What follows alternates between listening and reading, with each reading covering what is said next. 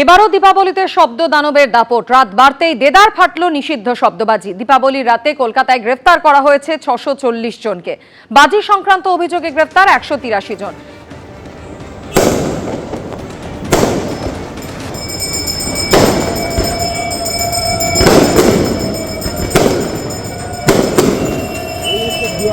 এই বিষয় নিয়ে আরো বিস্তারিত আমাদের জানাবেন প্রতিনিধি পার্থপ্রতিম ঘোষ আমাদের সঙ্গে রয়েছেন। পার্থপ্রতিম, কোর্টের যে গাইডলাইন ছিল সেই গাইডলাইন অনুযায়ী নির্দিষ্ট যে সময় ছিল সেই সময়ের মধ্যে বাজি ফাটানোর জন্য নির্দেশ ছিল, কিন্তু গতকাল দেখতে পাওয়া যায় সন্ধ্যে থেকেই বাজি তো ফাটছিল, তার সঙ্গে একেবারে রাত যত বাড়তে থাকে তত কিন্তু যে শব্দের মাত্রা সেটা ক্রমশ বাড়তে থাকে এবং নিষিদ্ধ যে শব্দবাজি সেই শব্দবাজি চকলেট বোমা থেকে শুরু করে একাধিক এমন বাজি রয়েছে আর যেগুলো নিষিদ্ধ বাজি সেগুলো কিন্তু ফাটতে থাকে এবং এই শব্দ তাণ্ডব সেটা কলকাতা সংলগ্ন এলাকা বিভিন্ন জায়গা থেকে কিন্তু সামনে আসে।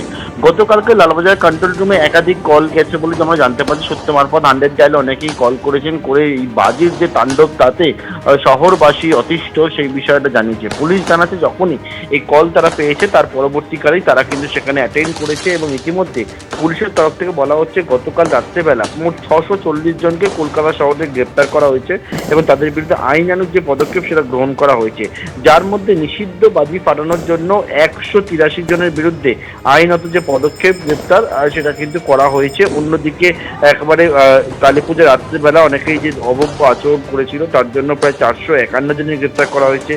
কালী পুজোর রাতে জুয়ার আসর ছিল সেরকম ৬ জনকে গ্রেপ্তার করা হয়েছে।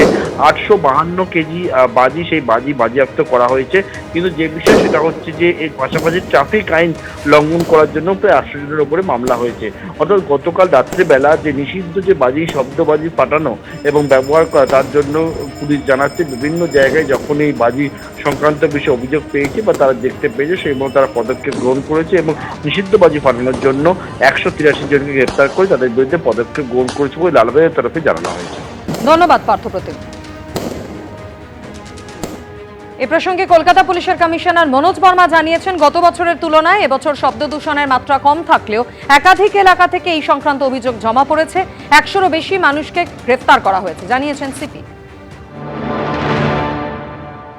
90 ডেসিবেল যদি শব্দ থাকে তাহলে তো উইদিন লিমিট আছে, 125 ইজ দ্য লিমিট।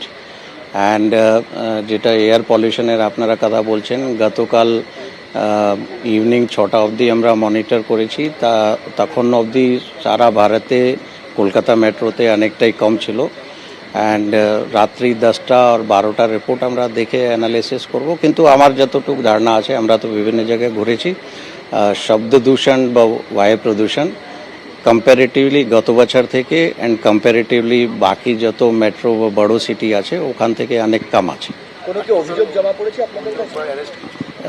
শব্দবাজির রাত্রি 12টা অবধি প্রায় 100-এর কাছাকাছি আমাদের কাছে কমপ্লেন্ট এসেছিল। সেইগুলো বিভিন্ন জায়গায় কিছু অ্যাডেড এরিয়া থেকে কমপ্লেন্ট ছিল, কিছু আমাদের সাউথে কিছু কমপ্লেন্ট এসেছে, সেইগুলো তার উপর অ্যাকশন হয়েছে।